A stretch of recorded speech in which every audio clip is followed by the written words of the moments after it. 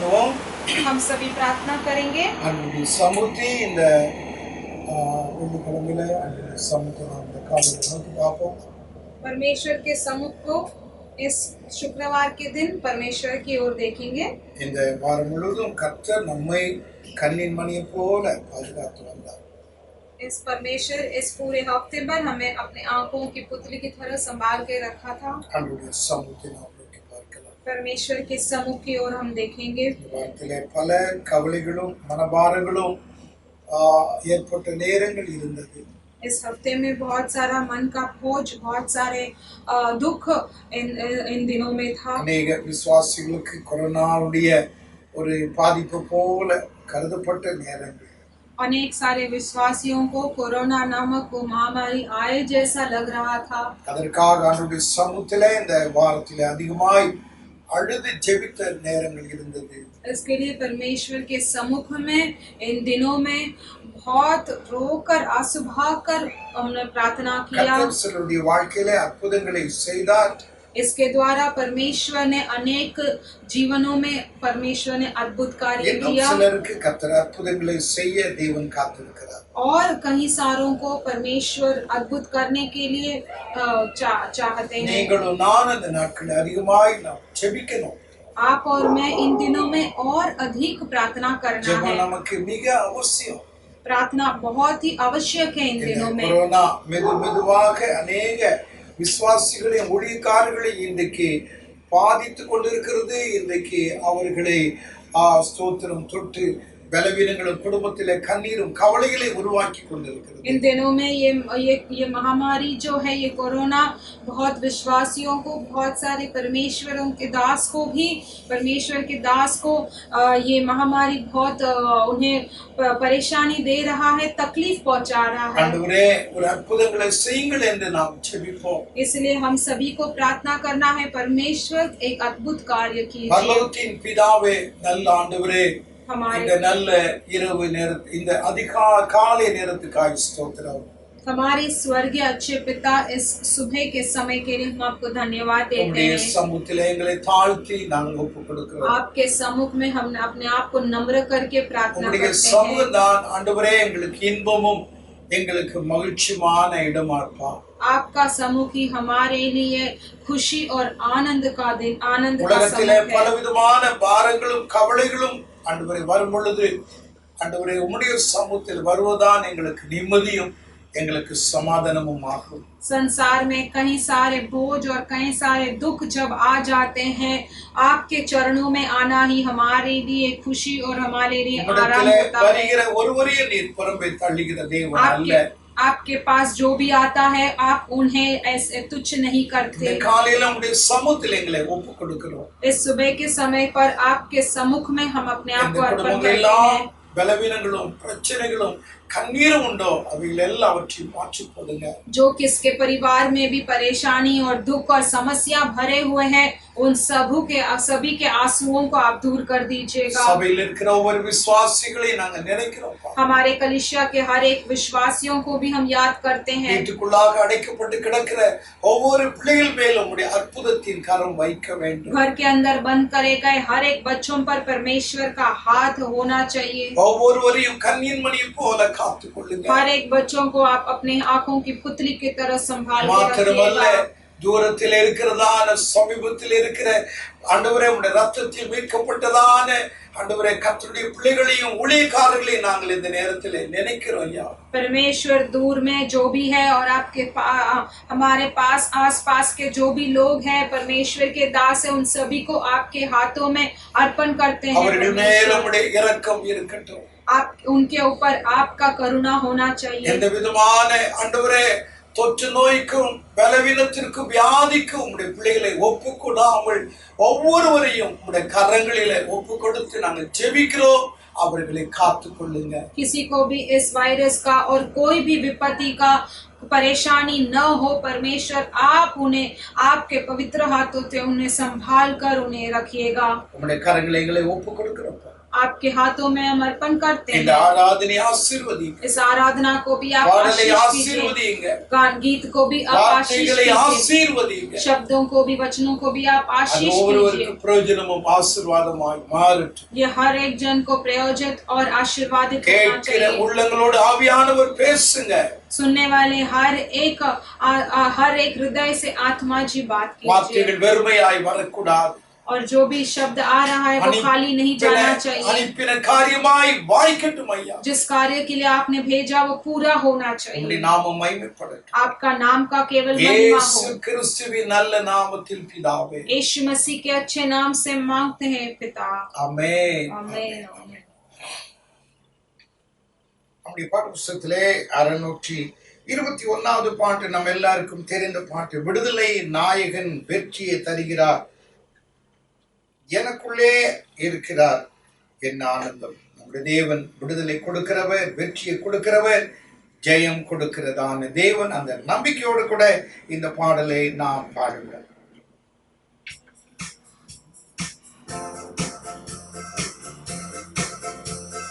விடுதலை நாயகன் வெற்றியை தருகிறார், எனக்குள்ளே இருக்கிறார் என்னே ஆனந்தம்.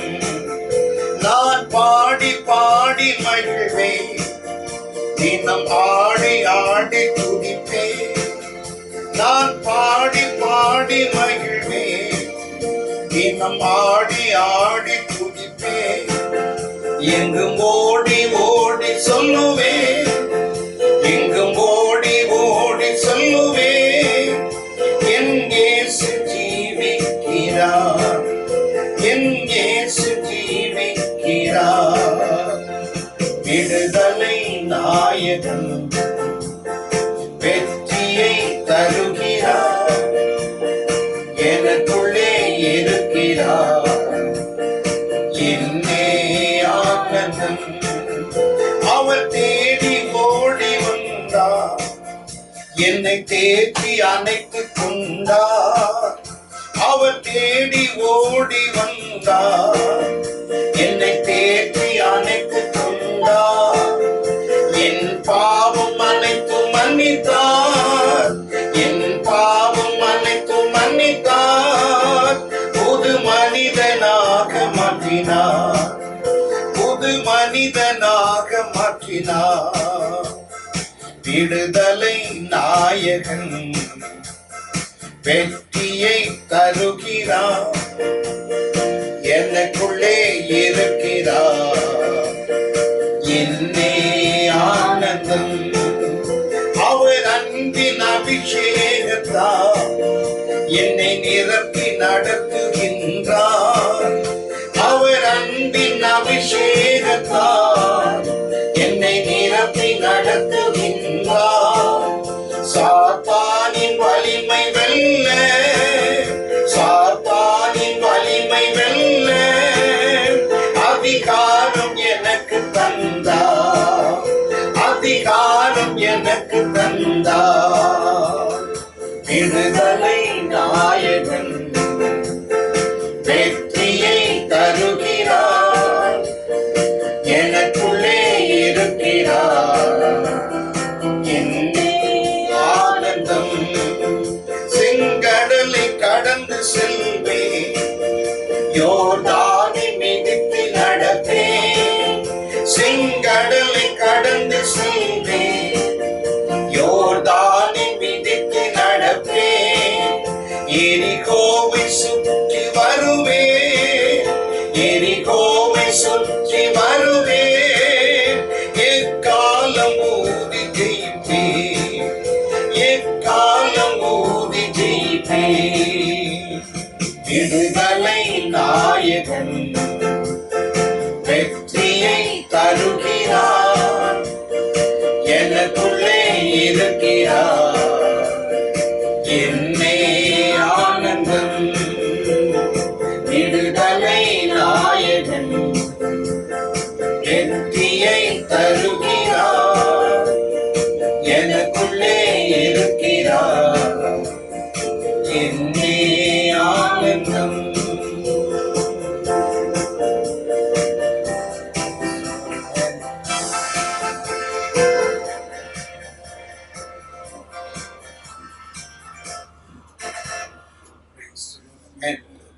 அப்படி தேவன் விடுதலை கொடுக்கிறவர் மாத்திரமல்ல, சேதமின்றி நம்மை காப்பவர்.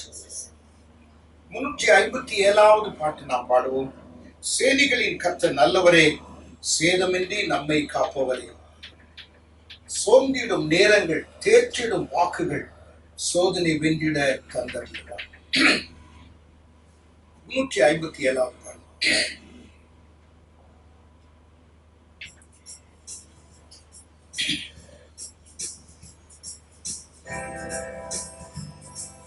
சேனைகளின் கர்த்தர் நல்லவரே, சேதமின்றி நம்மை காப்பவரே. சேனைகளின் கர்த்தர் நல்லவரே, சேதமின்றி நம்மை காப்பவரே. சோர்ந்திடும் நேரங்கள், தேற்றிடும் வாக்குகள், சோதனை வென்றிட தந்தருள்வார். சோர்ந்திடும் நேரங்கள், தேற்றிடும் வாக்குகள், சோதனை வென்றிட தந்தருள்வார். எக்காலத்தும் நம்பிடுவோம், திக்கற்ற மக்களின் மறைவிடம், பக்கபலம் பாதுகாக்கும், இக்கட்டில் இயேசுவே அடைக்கலம். பக்கபலம் பாதுகாக்கும், இக்கட்டில் இயேசுவே அடைக்கலம். வெள்ளங்கள் பூரண்டு மூடினாலும், உள்ளத்தின் ஊருதி அசையாதே. வெள்ளங்கள் பூரண்டு மோதினாலும், உள்ளத்தின் ஊருதி அசையாதே. 7 மடங்கு நெருப்பி நடுவிலும் இயேசு நம்மோடு நடக்கின்றார். 7 மடங்கு நெருப்பி நடுவிலும் இயேசு நம்மோடு நடக்கின்றார். எக்காலத்தும் நம்பிடுவோம், திக்கற்ற மக்களின் மறைவிடம், பக்கபலம் பாதுகாக்கும், இக்கட்டில் இயேசுவே அடைக்கலம். பக்கபலம் பாதுகாக்கும், இக்கட்டில் இயேசுவே அடைக்கலம். ஆழத்தில் நின்று நாம் கூப்பிடுவோம், ஆத்திரமாய் வந்து தப்புவிப்பார். ஆழத்தில் நின்று நாம் கூப்பிடுவோம், ஆத்திரமாய் வந்து தப்புவிப்பார். கப்பலின் பின்னணி நீரை செய்திடும் கர்த்தர் நம்மோடும் கவலை. கப்பலின் பின்னணி நீரை செய்திடும் கர்த்தர் நம்மோடும் கவலை. எக்காலத்தும் நம்பிடுவோம், திக்கற்ற மக்களின் மறைவிடம், பக்கபலம் பாதுகாக்கும், இக்கட்டில் இயேசுவே அடைக்கலம். பக்கபலம் பாதுகாக்கும், இக்கட்டில் இயேசுவே அடைக்கலம். காத்திருந்து பலன் பெற்றிடுவோம், கர்த்தரின் அற்புதம் கண்டிடுவோம். காத்திருந்து பலன் பெற்றிடுவோம், கர்த்தரின் அற்புதம் கண்டிடுவோம். ஜீவனானாலும் மரணமானாலும் நம் தேவனின் அன்பில் நிலைத்திருப்போம். ஜீவனானாலும் மரணமானாலும் தேவனின் அன்பில் நிலைத்திருப்போம். எக்காலத்தும் நம்பிடுவோம், திக்கற்ற மக்களின் மறைவிடம், பக்கபலம் பாதுகாப்பும் இக்கட்டில் இயேசுவே அடைக்கலம் பக்கபலம் பாதுகாப்பும் இக்கட்டில் இயேசுவே அடைக்கலம் இயேசு நம் யுத்தங்கள் நடத்துவார் ஏற்றிடுவோம் என்றும் ஜெயக்கொடி இயேசு நம் யுத்தங்கள் நடத்துவார் ஏற்றிடுவோம் என்றும் ஜெயக்கொடி யாவையும் ஜெயித்து வானத்தில் பறந்து இயேசுவை சந்தித்து ஆனந்திப்போம் யாவையும் ஜெயித்து வானத்தில் பறந்து இயேசுவை சந்தித்து ஆனந்திப்போம் எக்காலத்தும் நம்பிடுவோம் திக்கற்ற மக்களின் மறைவிடம் பக்கபலம் பாதுகாப்பும் இக்கட்டில் இயேசுவே அடைக்கலம் பக்கபலம் பாதுகாப்பும் இக்கட்டில் இயேசுவே அடைக்கலம்.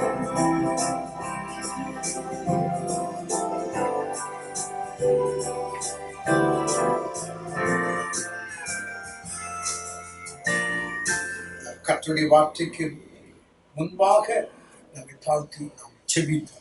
हम परमेश्वर के संदेश के पहले हम अपने आप को नम्र करके प्रार्थना करेंगे। அன்பின் பிதாவே நாங்கள் உமக்கு மீண்டும் நாங்கள் உம்மை துதிக்கிறோம் ஸ்தோத்திரிக்கிறோம். हमारे प्रेमी अच्छे पिता दोबारा एक और बार आपकी स्तुति और धन्यवाद करते हैं। உம்முடைய பிள்ளைகளுக்கு பிட்டு ஆசீர்வாதமாக்கி தாங்க.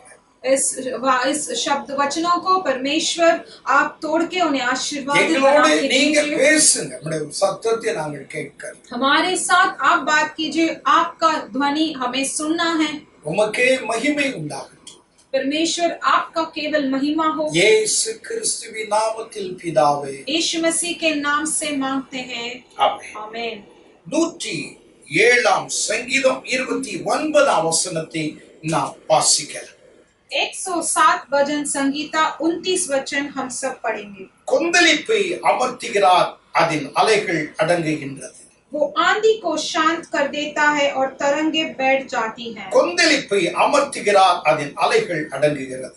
वो आंधी को शांत कर देता है और तरंगे बैठ जाती हैं। லூக்கா 8 அதிகாரம் लूका 8वां अध्याय 24 வசனத்தை நான் வாசிக்கிறேன். 24 वचन हम पढ़ेंगे। அவர் எழுந்து காற்றையும் ஜலத்தின் கொந்தளிப்பையும் அதட்டினார், உடனே அவைகள் நின்று போய் அமைதல் உண்டாயிற்று. तब उसने उठकर आंधी को और पानी की लहरों को डांटा और वो थम गए और चैन हो गए। அவர் எழுந்து காற்றையும் ஜலத்தின் கொந்தளிப்பையும் அதட்டினார், உடனே அவைகள் நின்று போய் அமைதல் உண்டாயிற்று. तब उसने उठकर आंधी और पानी की लहरों को डांटा और वे थम गए और चैन हो गए। இன்றைக்கு மும்பையிலும் தானாவிலும் இருக்கிற ஆண்டவருடைய பிள்ளைகளாகிய நமக்கு இன்றைக்கு நன்றாக தெரியும். आज के दिन हमें अच्छे से पता है, मुंबई और थाने शहर में जो भी रहते हैं, 2-3 நாட்களாய் ஸ்தோத்திரம் டிவிலேயும் அவிதமாய் வாட்ஸ்அப்லேயும் தொடர்ந்து வந்து கொண்டே இருக்கிறது. ஒரு பயங்கரமான புயல் உண்டாகும். अनेक दिन 2-3 दिनों में टीवी और व्हाट्सएप में हम देखेंगे तो बहुत सारे वीडियोस दिखाए जा रहे हैं कि आंधी और एक चक्रवात आने वाला है। ஆகவே மும்பையிலும் தானாவிலும் 144 எல்லாவற்றையும் போட்டு அவிதமாய் யார் வெளியில போகக்கூடாது வரக்கூடாது என்று ஒரு ஸ்ட்ரிக்ட் ஆர்டர் போட்டிருந்தாங்க. इसीलिए थाना और मुंबई शहर में सेक्शन 144 का एक रूल डाला गया ताकि कोई बाहर ना निकले घर से।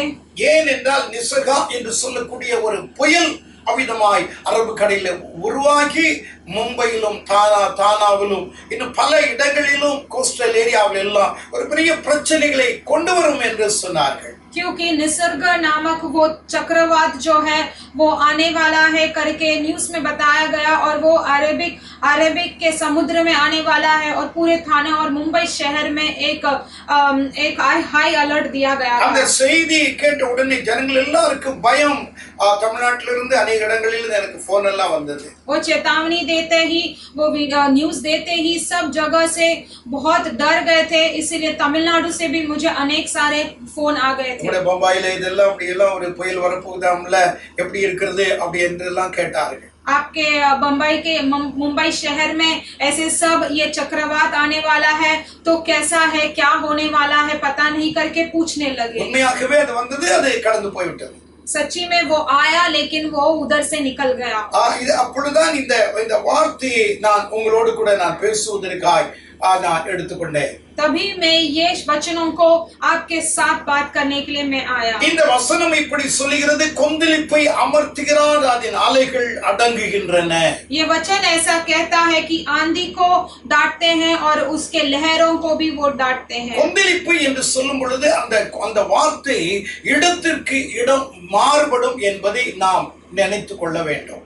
ये एक तरंगा बोलने से हमें समझना है कि ये लहरें जो है हर एक जगह पे अलग अलग होता है। சில நேரங்களிலே அவ்விதமாய் சமுத்திரத்திலே ஏற்படுகிற அலைகள் அந்த புயலின் நிமித்தமாய் உருவாகிறதான அந்த வீரியம் அது கொந்தளிப்பை ஏற்படுத்தும் என்று நமக்கு தெரியும். ये ऐसा होता है कि एक आंधी के वजह से या फिर कुछ लहरों के वजह से ये तरंगे जो शुरुआत होता है समुद्र में, और ये एक तूफान की वजह से होता है। ஆகவே மீன் பிடிக்கிறவங்க அங்க போக கூடாது, இங்க போக கூடாது, ஜனங்கள் பாதுகாப்பா இருக்க வேண்டும் என்று அந்த கொந்தளிப்பின் மத்தியிலே அரசாங்கம் பலவிதமான கட்டுப்பாடுகளை ஜனங்கள் மத்தியிலே விதிக்கும்.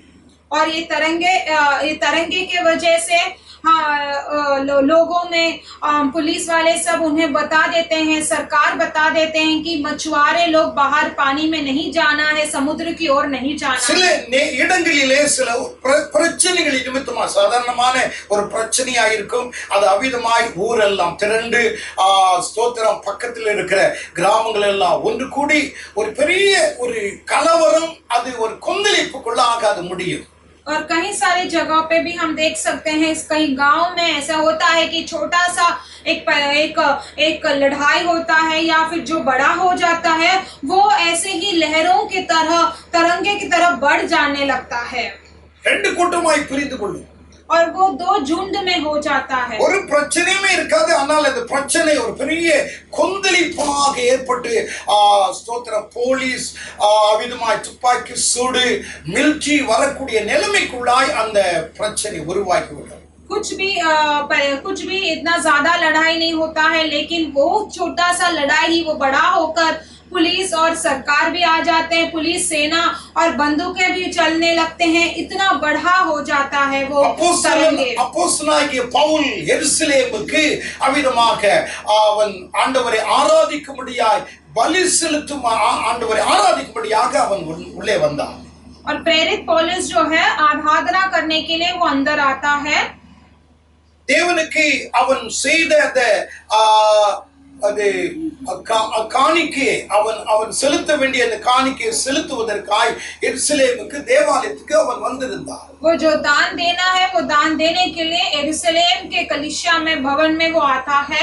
அப்பொழுது எருசலேமிலிருந்து ஆசியாவிலிருந்து வந்திருந்த சில யூத ஜனங்கள் பவுல் அப்போஸ்தலனை அங்கே பார்த்தார்கள். तब आसिया से आए हुए कई सारे यहूदी लोग जो है वो प्रेरित अपोस्तल को पौलुस को देखते हैं। ஏனென்றால் இந்த ஆசியாவில் இருந்ததான அந்த யூதர்கள் பவுலை சில பிரஜாதியிலிருந்து ரட்சிக்கப்பட்டதான தீமோத்தேயு தீத்து போன்றவர்கள் எல்லாரையும் அவர்கள் அவிதமாய் அவர்கள் பவுலோடு கூட இருப்பதை கண்டார்கள்.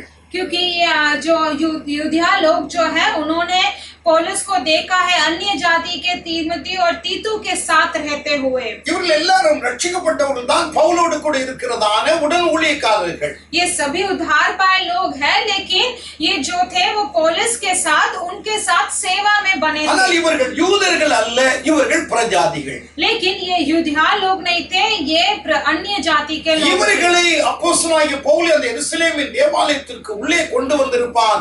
ஆகவே ஆலயம் தீட்டுப்பட்டு போனது என்கிற ஒரு கலவரத்தை உருவாக்குவதற்காக குழப்பங்கள் ஏற்பட்டது. इसीलिए ये उन लोगों को भी अंदर उस भवन में लेकर आया होगा और उसके वजह से ये भवन जो है वो पाप से भर गया होगा करके उन लोगों को लगा और वो बहुत बड़ा लड़ाई हो गया।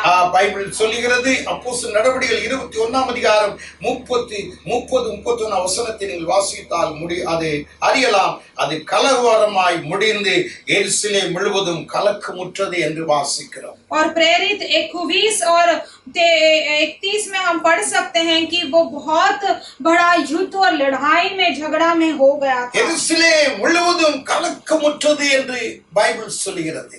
और वो पूरा यरूशलेम में बहुत हलचल मच गया था। ஒரு பிரச்சனையும் கிடையாது. ஆனால் ஆசியாவிலிருந்து வந்த யூதர்கள் பிரச்சனையை உருவாக்கி மிக பெரிதாக மாற்றி விட்டார். कुछ परेशानी नहीं था, कोई समस्या नहीं था, लेकिन वो यूदिया के लोग जो आसिया से आए थे उन्होंने इधर इसमें बहुत बड़ा हलचल मचा दिया। நம்முடைய ஆவிக்குரிய வாழ்க்கையிலேயும் முன்னேற முடியாதபடிக்கு பலவிதமான தடைகள் கொந்தளிப்பு எப்படிப்பட்டதாக உங்களுடைய வாழ்க்கையில உருவாகி கொண்டிருக்கிறது.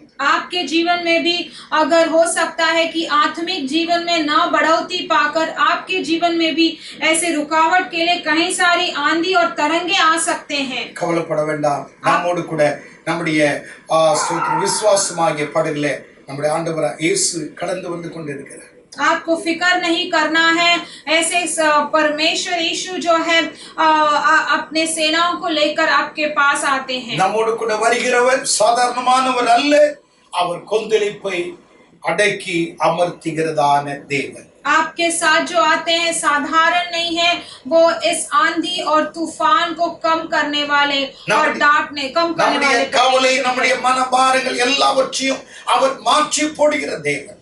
आपके सारे बहन के बोझ को, सारे दुखों को कमी करने वाले, दूर करने वाले परमेश्वर. நம்முடைய ஆண்டவராகிய கர்த்தரால் எல்லாம் செய்ய முடியும். हमारे परमेश्वर यहोवा से सब कुछ मुमकिन है. அவர் சமுத்திரத்தை குலுக்கி அவர் சுனாமியை உருவாக்க முடியும். वो समुद्र को शांत करके वो सुनामी को भी लेकर आ सकते हैं. சமுத்திரத்தையும் அமர்த்த முடியும். वो जो आंधी से होने वाले लहरों को भी वो शांत कर सकते हैं। எரேமியா 31ஆம் அதிகாரம் यिर्मयाह का पुस्तक 31वां अध्याय 35ஆம் வசனத்திலே 35वां वचन में சூரியனை பகல் வெளிச்சத்துக்காகவும் சந்திரனை நட்சத்திரங்களை ஞாமங்களையும் இரவு வெளிச்சத்திற்காகவும் கட்டளையிட்டவரும் அலைகள் கொந்தளிக்கத்தக்கதாக சமுத்திரத்தை குலுக்குகிறவரும் என்று நாம் வாசிக்கிறோம். यहाँ पर हम पढ़ते हैं जिसने दिन को प्रकाश देने के लिए सूर्य को और रात में प्रकाश देने के लिए चंद्रमा और तारांगण के नियम ठहराए और जो समुद्र को उछलता और उसकी लहरों को गरजाता है करके அலைகள் கொந்தளிக்கத்தக்கதாக சமுத்திரத்தை குலுக்குகிறவர் என்று பரிசுத்த வேதம் சொல்லுகிறது. पवित्र शास्त्र कहता है जो समुद्र को उछलता और उसकी लहरों को गरजाता है. தேவனுடைய மாபெரும் வீரியத்தையும் மகா பெரிய பலனையும் அவருடைய சாமர்த்தியத்தையும் அதிகாரத்தையும் நாம் இங்கே கவனிக்கிறோம். हमारे परमेश्वर का बहुत बड़ा जो ताकत है, जो इतना बड़ा सामर्थ है, उनका अधिकार को हम इस वाक्य में देख सकते हैं. ஒரு சிறிய டம்ளர்ல இல்லாவிட்டால் ஒரு செம்புல இருக்கிற தண்ணீரை நம்மால் குலுக்க முடியும்.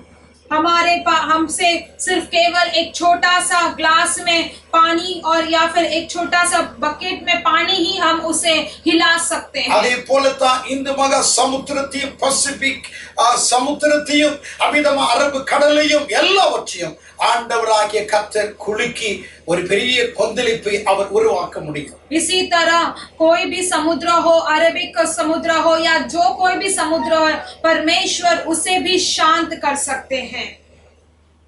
மாத்திரமல்ல, ना केवल वही, அப்படி கொந்தளித்துக் கொண்டிருக்கிற அலைகளையும் கொந்தளிப்பையும் அவர் தம்முடைய வார்த்தையினாலே அமர்த்த அவராலே முடியும்.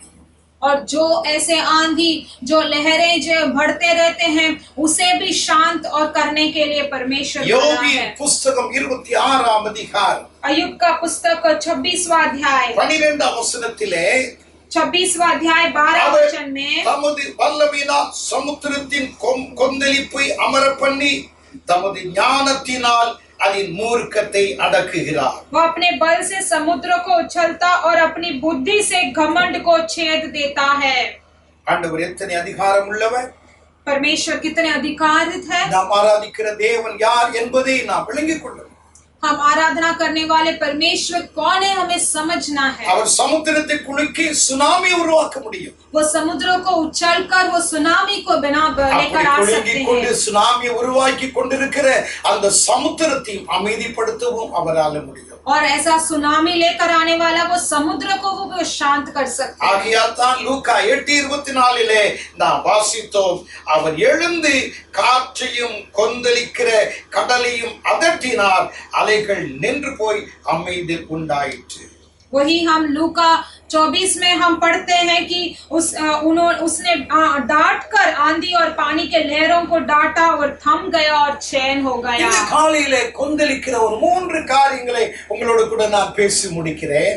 आज जो लहरें बढ़ते हैं उसके बारे में मैं 3 कार्यों के बारे में बात करना चाहता हूँ। விரோதமாக எழும்புகிற அமிதமான ஒரு கொந்தளிப்பு, परमेश्वर के बच्चों के विरुद्ध जो उठने वाला वो आंधी जो है, அந்த கொந்தளிப்பு நிமித்தமாய் அவருடைய மனம் தளர்ச்சி அடைந்து அவர்கள் தோல்வி பெற வேண்டும். இதுதான் பிசாசினுடைய நோக்கம். उस लहरों के वजह से उनका जिंदगी बर्बाद होना है और शैतान का यही एक मकसद है। இரண்டாவது, தெய்வ பிள்ளைகளுடைய வாழ்க்கையிலே அமிதமாய் ஆரோக்கியத்தை கெடுக்கிற பலவிதமான துக்கங்கள் பாவங்களை உருவாக்கி கொந்தளிப்பை உருவாக்கி அது நிமித்தமாய் அவருடைய வாழ்க்கையில ஒரு நஷ்டத்தை கொண்டு வர வேண்டும்.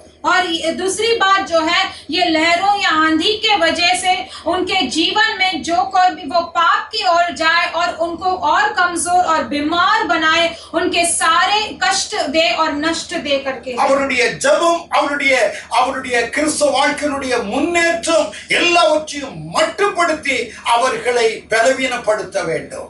उन्हें मसीहा के जीवन में कमजोर करना, उनके आत्मिक जीवन के बढ़ोतरी को कम करना, बंद करना ही ये शैतान का लहरा लेकर इस 3 कार्यों को मैं बहुत जल्दी बताकर समाप्त करना चाहता हूँ। यशायाह भविष्यद्वक्ता का पुस्तक 37 अध्याय 28-29 वचन हम ले लेंगे। உன்னுடைய இருப்பையும் உன்னுடைய போக்கையும் உன் வரவையும் நீ எனக்கு விரோதமாய் கொந்தளிக்கிறதையும் அறிவேன். நீ எனக்கு விரோதமாய் கொந்தளித்து வீரியம் பேசினது என் செவிகளில் ஏறினபடினாலே நான் என் துரட்டை உன் மூக்கிலும் என் கடிவாளத்தை உன் வாயில போட்டு நீ வந்த வழியே உன்னை நான் திரும்ப பண்ணுவேன். इसने ऐसा कहा है, मैं तो तेरा बैठना, कुछ करना और लौट आना जानता हूँ, और यह भी मैं मुक्त पर अपना क्रोध भड़काता है, इस कारण कि मैं मुक्त पर अपना क्रोध भड़काता और तेरे अभिमान की बातें मेरे कानों में पड़ी है, मैं तेरी नाक नकेल डालकर उसे लौटा दूंगा। இங்கே கொந்தளிப்பு என்று 2 முறை ஆண்டவராகிய கர்த்தர் சொல்வதை நாம் இந்த வார்த்தையிலே வாசிக்கிறோம். हम यहाँ पर उनके क्रोध करके 2 बार ऐसे पढ़ते हैं। நீ எனக்கு விரோதமாய் கொந்தளிக்கிறதையும் அறிவேன். तू मेरा विरुद्ध जो क्रोध उठकर आता है, நீ எனக்கு விரோதமாய் கொந்தளித்து வீரியம் பேசினது என் செவிகளில் ஏறினது. तू मेरे और जो बहुत क्रोधित होकर ऐसे मुक्त पर बात करना मेरे कानों में सुनाई दे रहा है। ஜனங்களுக்கு விரோதமாக பேசின எழும்பின அந்த கொந்தளிப்பு, பேசின வார்த்தைகளை ஆண்டவர் தனக்கென்று அந்த ரிவெஞ்சாக சவாலாக எடுத்துக்கொண்டு இங்கே பேசுகிறார். और परमेश्वर के विरोध जो भी ये क्रोधित से और जो भी ऐसे कुचलते हुए बात किया जो है, ये वो परमेश्वर यहाँ पर वो एक प्रश्न चिन्ह रखते हैं। எசேக்கியா ராஜா ஒரு நல்ல தேவ மனுஷன். एजेकिया राजा जो है वो एक अच्छा परमेश्वर का दास है। அவன் எருசலேமிலே யூதேயாவிலே அவன் ஆளுகை பண்ணி கொண்டிருக்கிறான். वो यरूशलेम में यहूदिया में वो राज्य कर रहा था। தேவனை நம்பினவன், தேவனுக்கு பயந்தவன், நன்றாக ஜெபிக்கிற ஒரு தேவ மனுஷன், தேசம் அமைதியாகவும் இருக்கிறது. परमेश्वर का दास था, परमेश्वर से डरता, परमेश्वर का भय मानता था, प्रार्थना करने वाला एक अच्छा परमेश्वर। அவனுக்கு விரோதமாய் அசிரியா ராஜா சனகரிப் அவனுக்கு விரோதமாய் யுத்தம் பண்ணுவதற்கு வந்து விட்டான். और असीरिया राजा सेनागरीब जो है वो उसके विरुद्ध उठ गया था। அப்பொழுதாமே ஏசாயா தீர்க்கதரிசியின் மூலமாக இந்த அசீரியா ராஜாவுக்கு ஆண்டவராகிய கர்த்தர் இந்த வார்த்தையை அவனுக்கு கொடுக்கிறார். तभी यशायाह भविष्यद्वक्ता के द्वारा ये असीरिया राजा को परमेश्वर उसे ये वचन देते हैं। உன்னுடைய இருப்பு, உன்னுடைய போக்கு, உன்னுடைய வரவு எனக்கு விரோதமாய் கொந்தளிக்கிறது, எனக்கு விரோதமாய் நீ பேசின வார்த்தைகள் எல்லாவற்றையும் நான் அறிந்தேன். तू मेरे बारे में जो कुछ भी कहा मैं जानता हूँ। तेरा सारा क्रोध, तेरे सारे आंधी जो मेरे तरफ उठ रहे हैं मैं सभी जानता हूँ, वो कहते हैं। இங்கே அந்த அசீரியா ராஜா யூதியா தேசத்திலே ஏற்கனவே கடந்து வந்து சில பகுதிகளை அவன் பிடித்து விட்டான். असीरिया राजा जो है ये यूदिया देश में आकर कई सारे भागों को, नगर और शहरों को वो पकड़ के रखा இன்னும் था। அவ்விதமாய் எருசலேமை பிடித்து விட வேண்டும். அந்த எருசலேமில் இருக்கிற எல்லா விதமான பொருட்களை தன் தேசத்துக்கு கொண்டு போக வேண்டும். இதுதான் அவனுடைய நோக்கம். और कई सारे यरूशलेम के कई सारे जगहों को हड़पना है और वहाँ की बहुत सारे वस्तुओं को उसके पास लेकर जाना है, वही उसका मकसद था। அப்பொழுதுதான் அவன் ரப்சாக்கே என்று சொல்லக்கூடிய தன்னுடைய சேனாதிபதியை அழைத்து அந்த எருசலேம் ராஜாவுக்கு விரோதமாய் பலவீனமான வார்த்தைகளை சொல்லும்படியாக அனுப்பி வைக்கிறார். तभी वो रबसाक करके उसका एक सेनापति था, उसे बुलाकर ये राजा के बारे में उसके बारे में कमजोर शब्द कहने के लिए, उसे कमजोर करने के लिए बुलाया गया था। இந்த ஏசாயா 36, 37, 38 அதிகாரத்தை வாசித்தார். இந்த 3 அதிகாரத்திலே இந்த சம்பவங்கள் நான் சொல்வதெல்லாவற்றை நீங்கள் காணலாம். ये आइज़ाया 36, 37 और 38 में हम ये सब पढ़ेंगे तो जान पाएंगे। இதிலே 2 காரியங்களை நான் பார்க்கிறேன். ஒன்று, ஜீவனுள்ள தேவனை அந்த அசீரியா ராஜா நிந்தித்து இழிவாய் பேசினான். இரண்டாவது, எருசலேம் ராஜாவாகிய எசேக்கியாவை அதரியப்படுத்தினான். और पहली बात हम यहाँ पर देखते हैं कि असीरिया राजा जो है वो परमेश्वर यहोवा की और उनके विरुद्ध बात करके उन्हें बहुत अपमान किया। और दूसरी बात हम ये देखते हैं कि वो राजा को भी उन्होंने बहुत दुख पहुंचाया। எருசலேமை பிடிப்பது ஒரு பக்கம் இருந்தாலும் அவருடைய நோக்கம் எல்லாம் ஜீவனுள்ள மெய் தேவனாகி யெகோவாவை நிந்திக்க வேண்டும், பரிகசிக்க வேண்டும்। यरूशलेम को पकड़ना उसका मकसद था, लेकिन फिर भी उसका एक योजना था कि जीवित परमेश्वर को उन्हें निंदा करना है, उन्हें अपमानित लेकर आना है। எசேக்கியா ராஜாவை அதிரியப்படுத்த வேண்டும்। और वो एजेकिया राजा को भी उन्हें डराना है। இப்படி செய்வதெல்லாம் அசுத்த ஆவியுடைய வேலைகள் என்பதை நாம் மனதில் வைக்கணும்। ऐसे सभी करना जो है अशुद्ध आत्मा का काम है करके हमें याद मन में रखना है। மனம் தளர்ச்சி அடைய வேண்டும், மனம் குமுறல் உருவாக்க வேண்டும்। मन का जो मन में दुख होना है और मन को हलचल मचना है। அது ஆங்கிலத்திலே டிப்ரெசிங் ஸ்பிரிட் என்று சொல்லுவார்கள்। और जो अंग्रेजी में कहते हैं कि जो दुख लेकर आने वाला आत्मा है। சிலருக்கு திடீரென்று ஹார்ட் அட்டாக் ஆயிடும்। कई लोगों को ऐसा होता है कि अचानक से उन्हें दिल का दौरा पड़ता है। டாக்டர் டெஸ்ட் பண்ணி சொல்றாங்க அவருக்கு ரொம்ப மைண்ட் எல்லாம் அவங்களுடைய இதெல்லாம் டிப்ரெஸ் ஆயிடுச்சு அப்படினு சொல்றாங்க। उसका वजह डॉक्टर कहते हैं कि उसका मन में बहुत दबाव आ गया था, इसके वजह से ऐसा हुआ। மன அழுத்தம், ரத்த அழுத்தம் அதிகமாய் குமரி அவிதமாய் அவனை அந்த டிப்ரெசிங் குள்ளாய் கொண்டு போய் விடும்। उसका अनेक सारे दुर्बलताओं के कारण उसका मन में एक बड़ा दबाव आ गया था, जिसके वजह से वो रक्त का दबाव होता है और उसका ऐसे वो दिल का दौरा पड़ता है। இந்த டிப்ரெசிங் ஸ்பிரிட் ஒரு மனுஷனுக்குள்ளாய் கடந்து வந்து அது வேலை செய்ய ஆரம்பிக்கும் பொழுது அவனுடைய முழு வேலையும் தடைப்படும், அவனுடைய நம்பிக்கை, அவனுடைய ஜெபம் எல்லாம் குறைஞ்சு போயிடும்।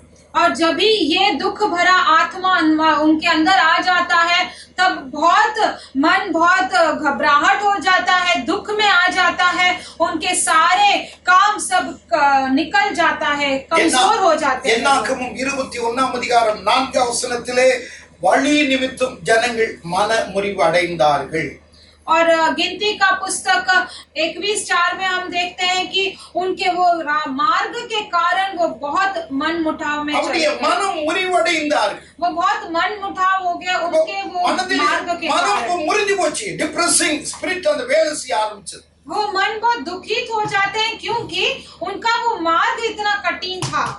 யாத்திராகமம் 14ஆம் அதிகாரம் 11ஆம் வசனத்திலே அதே ஸ்பிரிட் இஸ்ரவேல் ஜனங்களை மீண்டும் ஒரு முறை தாக்கினது. निर्गमन 14:11 में हम देखते हैं कि वही आत्मा जो है वही दुख भरा आत्मा भी उन्हें उधर आता है। அவர்கள் சொன்ன அந்த வார்த்தைகளை கவனிங்கள். வனாந்தரத்திலே எங்களை சாகும்படிக்காக கொண்டு வந்தீர்.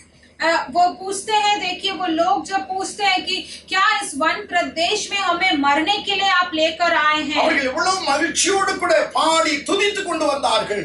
ஆனால் இந்த ஸ்பிரிட் வேலை செய்ய ஆரம்பித்த உடனே அவங்க மனமெல்லாம் உடைஞ்சு போய் வனாந்தரத்தில் சாவதற்கு தான் எங்களை கொண்டு வந்துட்டீங்க அப்படின்னு சொன்னாங்க. वो कितनी खुशी और मगन से और गीत गाकर वो चल रहे थे, लेकिन जब ये दुख भरा वो आत्मा अंदर आ जाता है, वो बहुत उनका मन मुटाव होकर वो कहने लगते हैं कि क्या आपने मरने के लिए हमें इस वन प्रदेश में வேலை செய்யும்னா ये कब काम करता है। இந்த ஆவி எப்பொழுது வேலை செய்யும்னா ये आत्मा कब काम करता है। எப்ப நீங்க கவலையாய் துக்கமாய் இருக்கிறீங்களோ அந்த நேரத்தை பார்த்து கரெக்ட்டா வேலை செய்யும். जब आप दुखित होते हैं, जब आप बहुत परेशानी में होते, तभी ये बराबर से आपके दिल में आ जाता है, मन में आ जाता है। அசுத்த ஆவிகள் எப்போ அவங்க துக்கமா இருப்பாங்க, எப்ப கவலையா இருப்பாங்க, எப்ப மனமுறிவு அடைஞ்சிருப்பாங்க என்பதை கவனிச்சுட்டே இருக்கும். அந்த நேரத்துல இந்த ஆவி முழுமையா வேலை செஞ்சு அப்படியே கவர் பண்ணிடும்.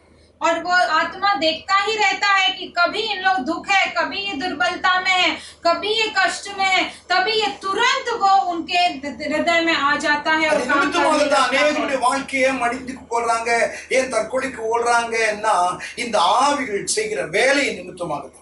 इसीलिए क्यों अनेक सारे लोग खुदकुशी में चले जाते हैं या अपने आप को मार डालते हैं, क्योंकि यही आत्मा जो दुष्ट आत्मा के कार्य के वजह से। இந்த ரெண்டு வசனத்தை நான் வாசிக்கிறேன், கவனியுங்கள்.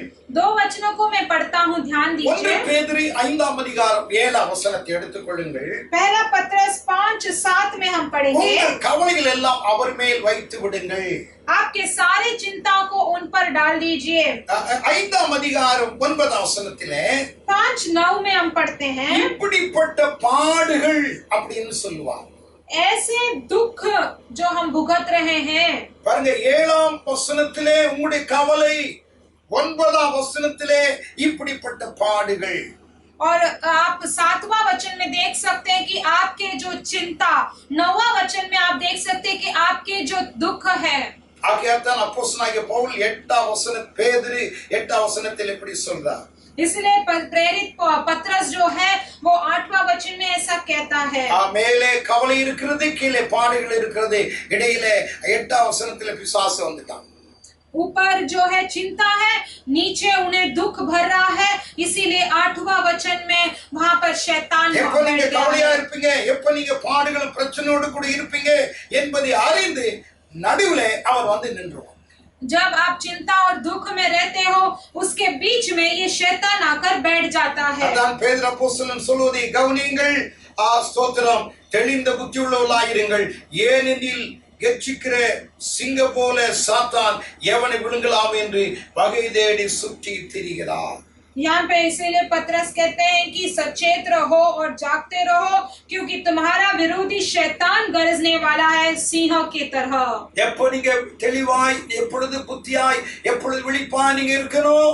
हमेशा आपको जागते रहना है, चेतावनी में रहना है। எப்பொழுது அவன் வருவான் நீங்க கவலையாய் இருக்கும்போது, क्योंकि वो कभी आता है आप जब दुखित होते हैं। எப்போ அவன் வருவான் பாடுகள் துக்கத்தின் மத்தியில, क्योंकि कभी आता है जब आप चिंतित होते हैं। ஆகையால் அவன் எவனை விழுங்கலாமோ என்று சுற்றி திரிகிறவன் அவன் உங்களை பார்த்தவுடன் அந்த பிரச்சனை ஆயிடுச்சா அந்த வீட்டுல போய் உட்கார்ந்துருவான். कि उसको पता है कि कभी क्या हो रहा है, वैसे ही घूमते फिरते रहता है, जब भी पता चल जाता है तुरंत आपके बीच में आकर बैठ जाता है। உங்களை பலவீனப்படுத்துவான், तब आपको डराता है, आपको कमजोर करता है, மனம் தளர வைப்பான், உங்களை சோர்ந்து போக வைப்பான், आपके मन को बहुत कमजोर कर देता है, आपको निराश लेकर आता है। தான் இந்த அசீரிய ராஜாவாக்கிய சனகரிப் அவிதமாய் எசேக்கியா ராஜாவுக்கு செய்தி அனுப்புகிறார். यही असरिया राजा जो है, सनगरीब जो है, वो ऐसे क्या राजा को ऐसा एक संदेश भेजता है। 36 அதிகாரம் ஏசாயா 8:9 வசனத்தை எடுத்துக்கொள்ளுங்கள். 36 ஐசாया 36वां अध्याय और 8-9 हम पढ़ेंगे। நான் உனக்கு 2000 குதிரைகளை கொடுப்பேன். मैं तुझे 2000 घोड़े को நீ दूंगा। அவைகள் மேல் ஏறத்தக்கவர்களை சம்பாதிக்க கூடுமானால் अगर तू उसमें चढ़ने के लिए तू अगर लोगों को लेकर आया तो, அசீரியா ராஜாவாகிய என் ஆண்டவனோடு சபதம் கூறு. और असरिया राजा का ये एक वाचा है, அப்படி கூறாதே போனால் अगर तू ऐसा नहीं நீ करेगा என் तो ஆண்டவனுடைய ஊழியக்காரனின் ஒரே சிறிய தலைவனுடைய முகத்தையும் எப்படி நீ திருப்புவாய்? तो ऐसा करेगा तो मेरे स्वामी के छोटे से छोटे कर्मचारी को भी कैसे हटा सकेगा। ரதங்களோடும் குதிரைகளோடும் எகிப்தியர் வருவார்கள் என்று எகிப்தியா நம்புகிறாய். और फिर तू रथों और सवारों के लिए मिस्र पर आएगा करके मिस्र लोग भरोसा रख रहे हैं। எவ்வளவு பலவீனமான வார்த்தை! कितने कमजोर भरा ये ஒரு वचन 2000 है। குதிரை கூட உன்னால் சம்பாதிக்க முடியாது. तू तो 2000 घोड़े को भी तू संभाल नहीं உன் सकता। ஊர்ல நீ தேடி எடுத்தீனா ஒரு 2000 குதிரை கூட இருக்காது. अगर तू अपने गांव में तू ढूंढेगा तो एक 2000 घोड़े भी नहीं होंगे நான் तेरे पास। வந்திருக்கிறேன் சொன்ன உடனே நீ டவார்னு படார்னு என் கால்ல நீ விழுந்து சண்டனை ஆயிருக்கணும். நீ मैं आया हूँ, तुझे ये संदेश मिलते ही तू मेरे चरणों में आकर गिरना चाहिए था। ஆனால் இப்பொழுது நீ யுத்தம் செய்வதற்காக என்னென்னலாம் முயற்சி எடுத்துக் கொண்டிருக்கிறாய். लेकिन तू अभी युद्ध और लड़ाई करने के लिए क्या कुछ तुम कर रहा है। இந்த வார்த்தைகளை சொல்லி அவனை பலவீனப்படுத்தினான். ऐसे वाक्य कहकर वो उसे बहुत कमजोर करने लगा। இது எசேக்கியா ராஜாவை மாத்திரமல்ல அங்கிருக்கிற ஜனங்களையும் அவிதமாய் ஸ்தோத்திரம் அதிரியப்படுத்தவும் பலவீனப்படுத்துமான வார்த்தைகளாக கடந்து வந்தது. ये ना केवल एजेकिया राजा को भी, लेकिन उधर वहां के लोगों को भी ये शब्द जो है बहुत कमजोर कर रहा था और उन्हें डरा रहा था। ஏசாயா 36 அதிகாரம் 14, 15, 16 வசனத்திலே एसाया 36, 14, 15, 16 में हम ऐसे पढ़ते हैं। அவன் எபிரேய பாஷையிலே அந்த ஜனங்களோடு கூட அவர் பேசினார். वो इब्रानियों भाषा में वो उन लोगों से बात किया। அவன் என்ன பேசினார்? उसने क्या बात किया? உங்களை அவன் அவிதமாக நம்ப பண்ணுவான். वो आपको भरोसा देंगे। உங்களை இதை செய்வேன் அதை செய்வேன்னு சொல்லி உங்கள் மேல உங்களிடத்துல எத்தனையோ காரியங்கள் எல்லாம் பொய்யெல்லாம் சொல்லுவான். वो आपके पास आके मैं ये करूंगा वो करूंगा करके आपको धोखा देगा। ஜனங்களே, நீங்க அவன் சொல்ற வார்த்தையை, உங்க ராஜா சொல்ற வார்த்தையெல்லாம் நீங்க நம்பாதீங்க. लेकिन लोग तुम वो राजा कहने वाले शब्दों को तुम ना मानो। நீங்க எவ்வளவு பலவீனமா இருக்கிறீங்க என்பது எனக்கு தெரியும். आप कितने कमजोर हैं मैं जानता हूँ। உங்க ராஜா நினைச்சதெல்லாம் நடந்திருக்குதா? क्या तुम्हारे राजा ने जो कुछ भी सोचा हुआ है ராஜா क्या? என்ன நினைக்கிறான்? ஜெபம் பண்ணா முடிஞ்சிரும், உபவாசம் பண்ணா முடிஞ்சிரும் நினைக்கிறான். आपका राजा क्या सोचता है कि अगर प्रार्थना और उपवास करेंगे तो खत्म हो जाएगा। அவன் சொல்றதெல்லாம் நீங்க நம்பாதீங்க. वो जो भी कहता है वो मानो मत। இப்போ நான் வந்திருக்கிறேன், எனக்கு விரோதமாய் நீங்க ஜெபம் பண்ணுவதனாலே உபவாசம் போடுவதனாலேயோ ஒன்று நடக்கிறதல்ல. अब मैं आया हूँ, अगर मेरे विरुद्ध आप उपवास और प्रार्थना करने से कुछ ना होने नहीं वाला है என்று சொல்லி ऐसे कहकर எசேக்கியா ராஜாவையும் ஜனங்களையும் அவிதமாய் பலவீனப்படுத்தினார். एजेकिया राजा और लोगों को उसने बहुत कमजोर किया। நம்முடைய தேவன் எல்லாவற்றையும் கவனிக்கிறார். हमारे परमेश्वर सब कुछ देख रहे हैं। உங்களுடைய ஆவிக்குரிய வாழ்க்கையிலே உங்களை பலவீனப்படுத்துகிற ஆவிகள் உங்களுடைய குடும்பத்திலே இருக்கலாம். आपके आत्मिक जीवन में आपको कमजोर करने वाला आत्मा आपके परिवार के अंदर हो सकता है। என்ன நடந்தது? यीशु यीशु करके प्रार्थना करता है, क्या हो रहा है? உன்னுடைய வாழ்க்கையிலே அவிதமா என்ன எத்தனை பிரச்சனைகள் தானே இன்னும் தொடர்ந்து வந்துட்டு இருக்கு. तेरे जीवन में अब तक तो समस्या ही समस्या आ रहा है। இதெல்லாம் உன்னுடைய நம்பிக்கை எல்லாம் வேஸ்ட், ஜெபம் வேஸ்ட் என்று சொல்லி பிசாசு உங்களை அதிரியப்படுத்துவார். तेरा सारा प्रार्थना व्रत है, तेरा सारा उपवास व्रत है करके शैतान तुम्हारे जीवन में तुम्हें कमजोर बनाएगा। ஒன்றை நீங்கள் யோசிக்க வேண்டும், நீங்கள் ஆராதிக்கிற தேவன் ஜீவிக்கிறவர். लेकिन एक बात आपको ध्यान करना है कि आप आराधना करने वाला परमेश्वर பிரச்சனையிலிருந்து உங்களை தப்பிக்க அவர் வல்லமை நிறைந்தவர். इस परेशानी से आपको निकालने पर परमेश्वर सामर्थ है। இந்த டிப்ரெசிங் ஸ்பிரிட், இந்த மன தளர்ச்சி கொண்டு வருகிற கவலை மனபாரங்களை கொண்டு வருகிற ஆவிகளை முறியடிக்க நம்முடைய ஆண்டவரா இயேசுவால் கட்டாய முடியும். ये दुख और चिंता में ये जो शैतान लेकर आता है उस सभी से दूर करने के लिए हमारे पवित्र आत्मा परमेश्वर से हो सकता இந்த है। சூழ்நிலையில எசேக்கியா ராஜா என்ன செய்தான்? इस परिस्थिति में एजेकिया राजा ने क्या किया? ஏசாயா 37 அதிகாரம் आइज़ाया का पुस्तक 37वां अध्याय 19-20 வசனத்தில் இப்படி வாசிக்கிறோம். 19-20 में हम पढ़ते हैं, ஆண்டவரே அவருடைய தேவர்களை நெருப்பில் போட்டதை மெய்தான். परमेश्वर उनके देवताओं को आपने आग में डाला अगर सच्चा है। அவைகள் தெய்வங்கள் அல்லவே, वो देवता नहीं है, மனுஷனுடைய கைவேலையும் கல்லுதானே. वो केवल मनुष्यों की कारीगरी है। இப்பொழுது எங்கள் தேவனாகிய கர்த்தாவே, अभी परमेश्वर यहोवा, நீர் ஒருவரே கர்த்தர் என்று பூமியில் உள்ள ராஜ்யங்கள் எல்லாம் அறிய வேண்டும். நீர் அற்புதத்தை செய்யும் என்று அவன் தேவனிடத்திலே விண்ணப்பித்தார். तो हमें उसके हाथों से बचा, जिस पृथ्वी के राज्य के लोग जान ले करके वो उनसे विनती करने लगा। அவன் தேவனுடைய சமூகத்தில் அதிகமாய் நம்பிக்கை வைத்தான். वो परमेश्वर के सम्मुख में अधिक से अधिक उसने भरोसा रखा। எசேக்கியா ராஜாவிடத்தில் இருக்கிற ஒரு நல்ல காரியம் என்னன்னா, பிரச்சனை அதிகமான நேரத்தில் தான் தேவனிடத்தில் அதிக நம்பிக்கை வைத்தான்.